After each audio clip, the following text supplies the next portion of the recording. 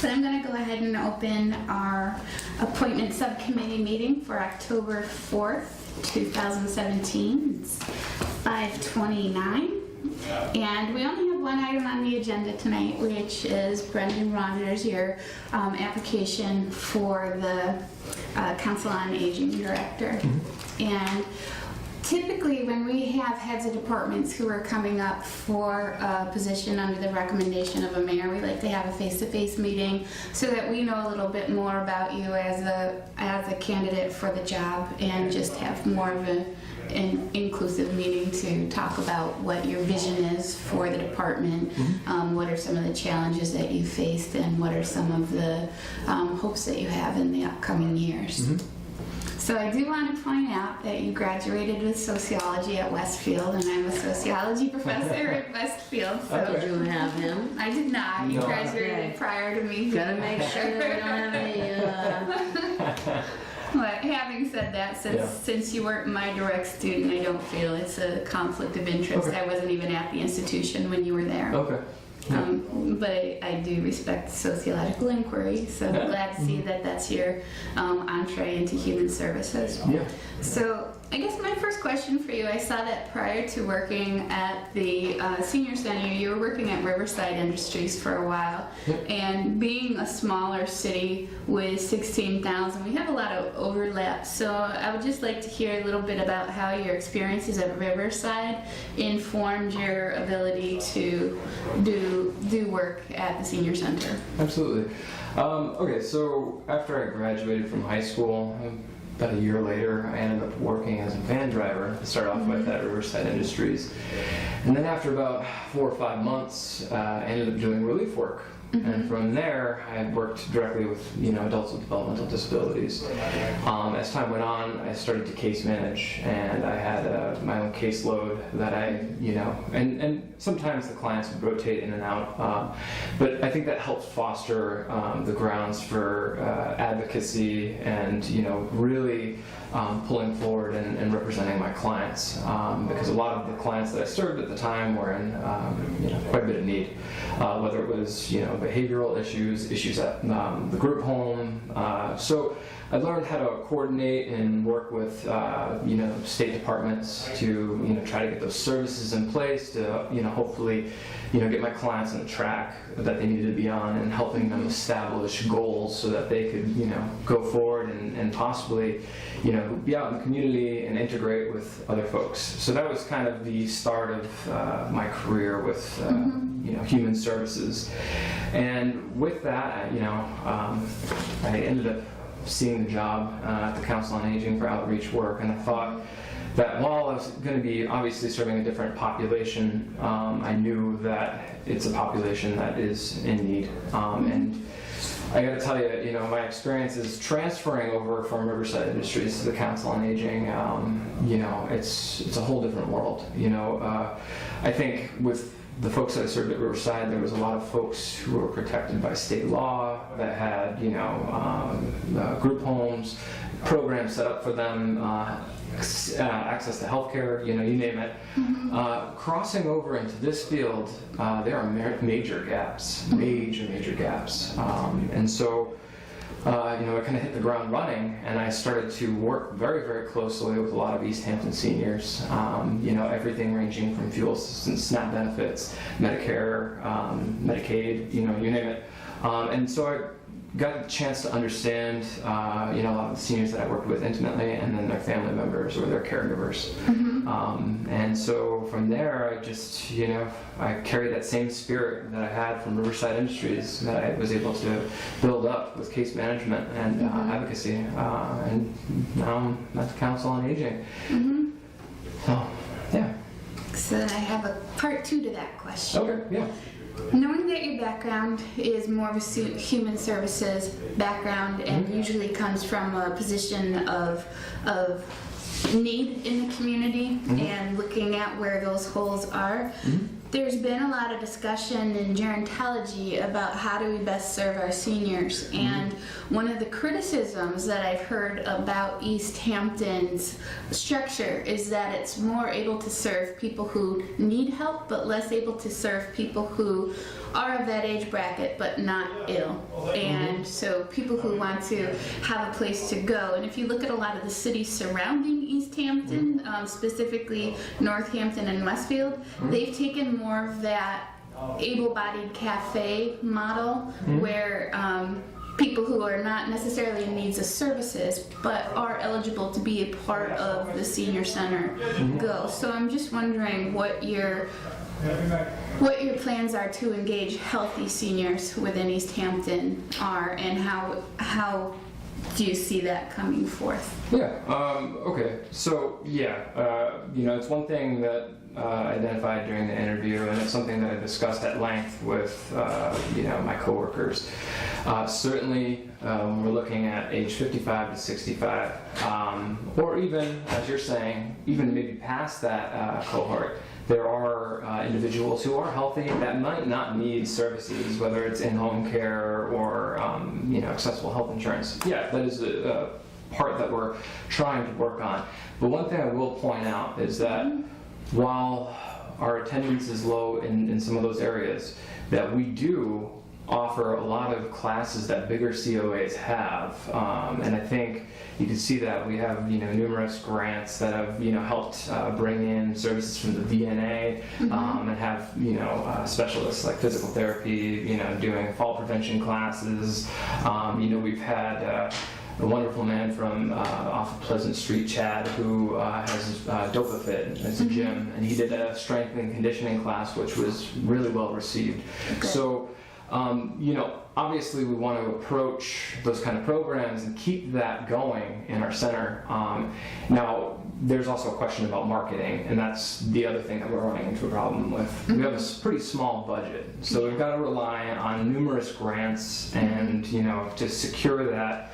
It's, a lot of the times it's a patchwork system. We have to find ways of being able to secure funding to then be able to put on these programs, because what we often find is that if we have to have an admission fee for some events, it doesn't go over so well. However, if we get a grant and it's secured and we can offer free classes, then we start finding that we're pulling people in.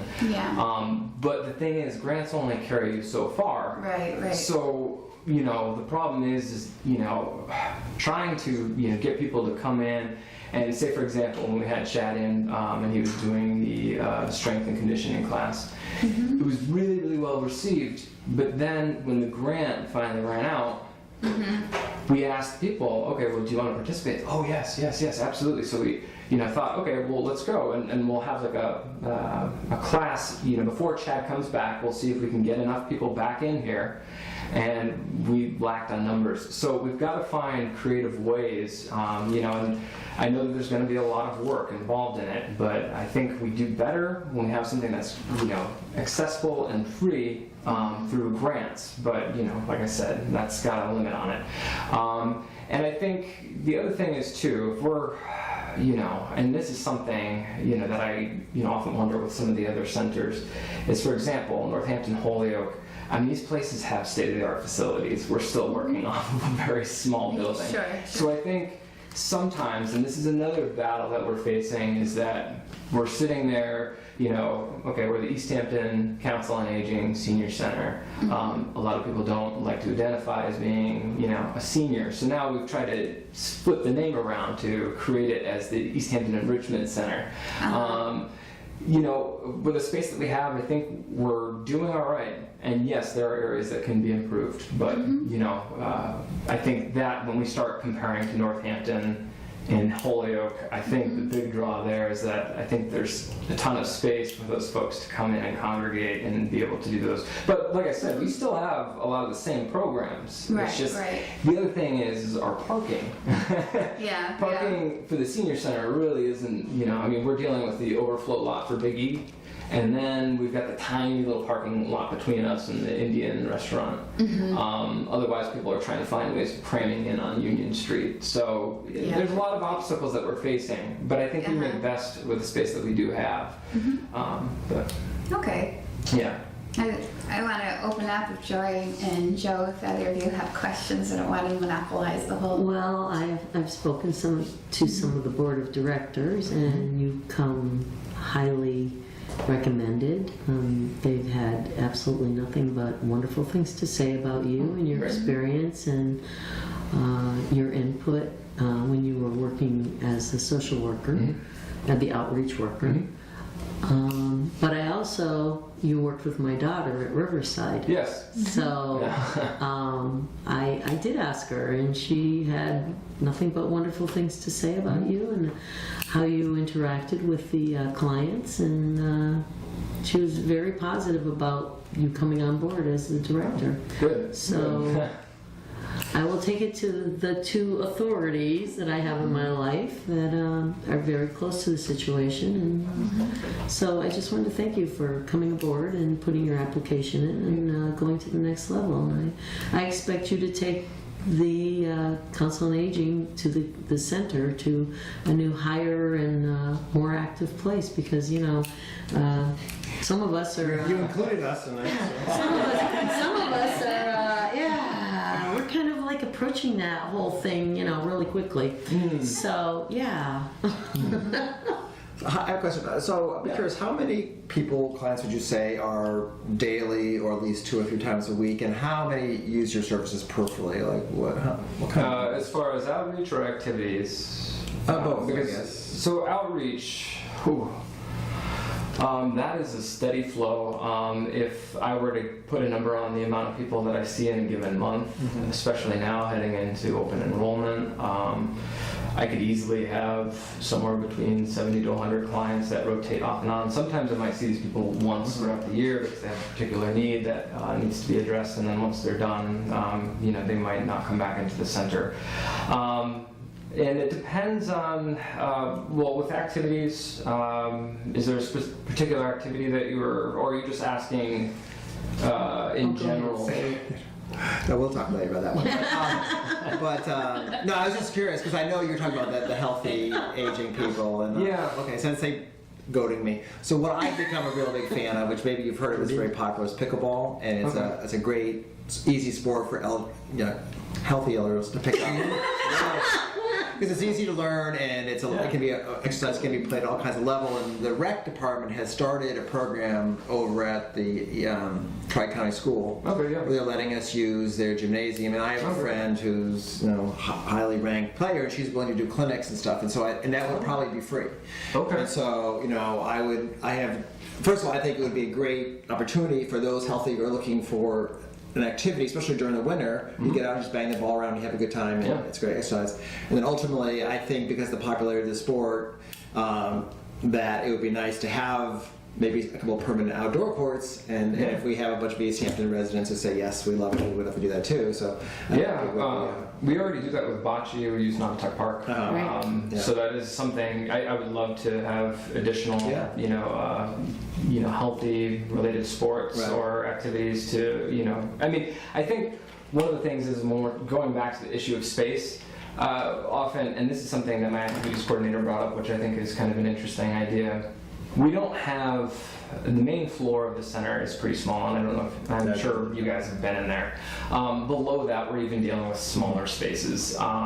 So I think bocce and, even Tai Chi at one point was, with the idea that, okay, let's, and Kim had brought this up, my activities coordinator, this idea of becoming more mobile. And that's something that we're probably going to be putting a lot of emphasis on, because I don't foresee in the immediate future a new building going into play, which is fine, but I think we have to adapt. If we're going to really pull in more folks, the healthy seniors, we're going to have to start learning how to be a little bit more mobile outside of our center. And that's something that, while we've had bocce and Tai Chi do that, we could certainly use more programs outside the building.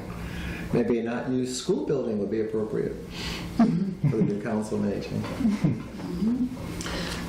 I do have one more question. It was brought to my attention that you guys stopped serving lunches. Yeah.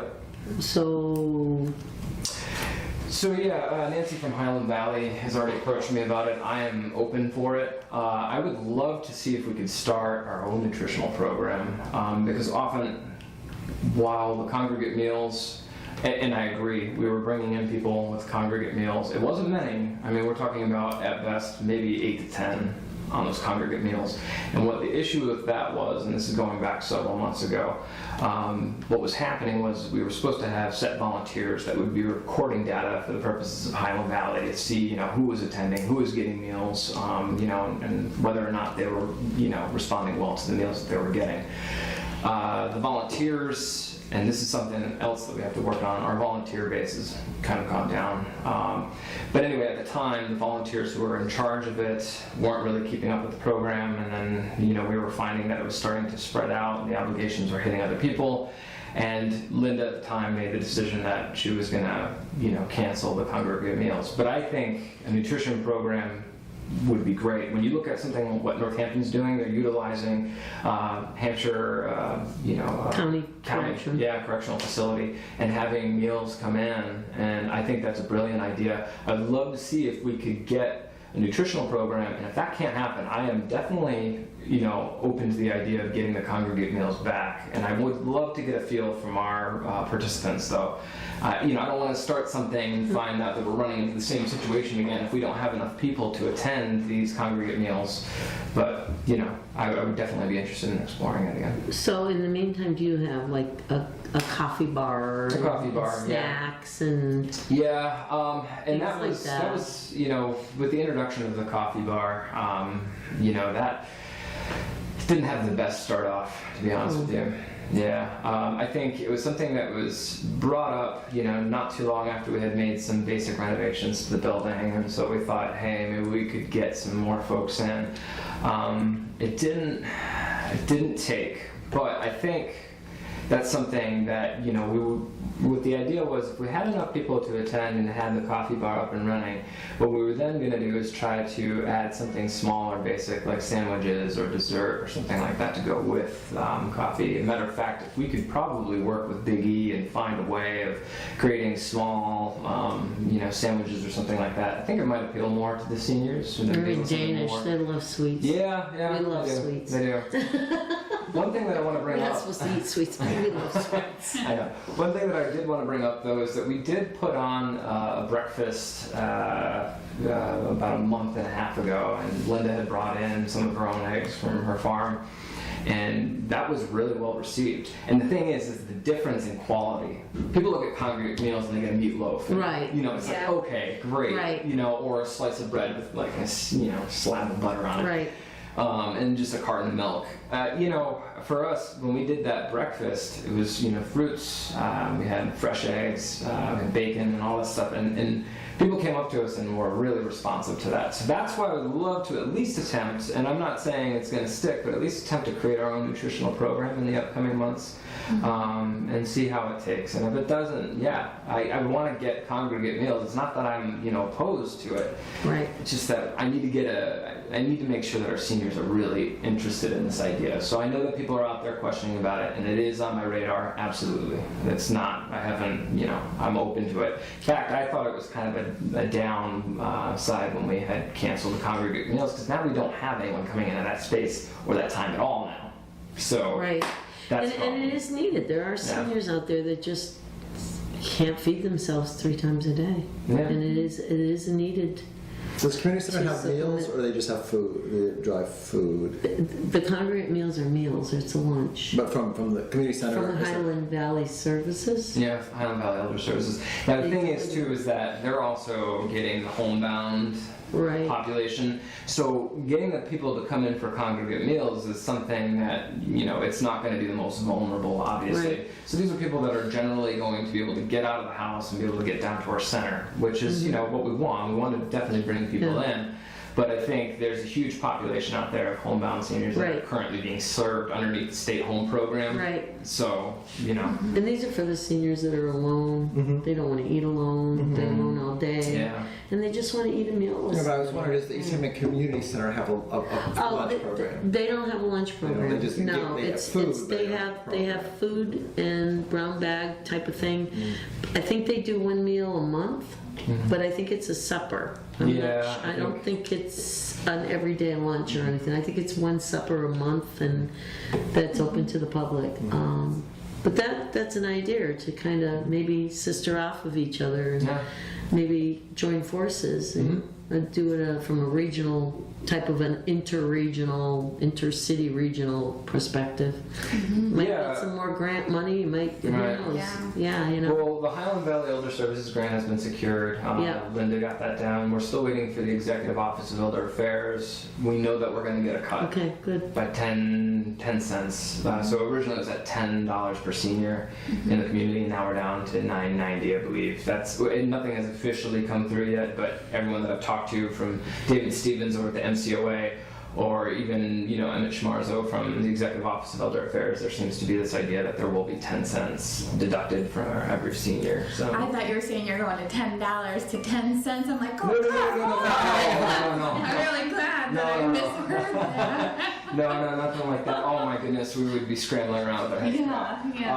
No. Hey, we'd have no problem filling the center then, now, would we? I know. Yeah, I know. So, with that, I think, so we're carrying out with our companion program and our grocery shopping delivery program, which has all been secured by the Highland Valley Elder Services grant.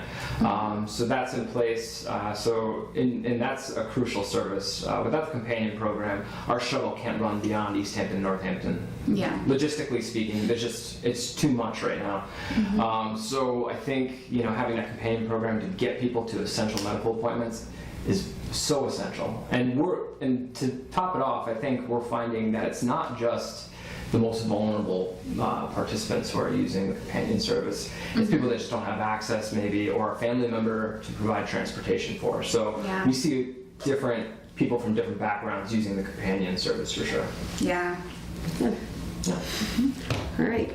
Okay. I'll make a motion to bring to the full city council to appoint Brendan, what's your last name? Rogers. Thank you. To as the executive director of the Council on Aging. I'll second it. Okay, with a motion and a second on the table, call to vote. All in favor? Aye. No abstentions, no no's. So our next step is Upstairs. going upstairs to the full council. It's all right. You'll be fine. I'm getting nervous. I just want to thank you guys for letting me introduce myself. Oh, you'll be seeing us. Yeah, well, I'm sure. You're going to be seeing this one next Do you live door in here. Easthampton too? I do, on Brad Street, You'll be seeing this one, for sure. Oh yes, I love the fall. Did that turn off Oh yeah, yet? you're not gonna get away with this. Did you turn it off, Joe? Joe, is the camera on?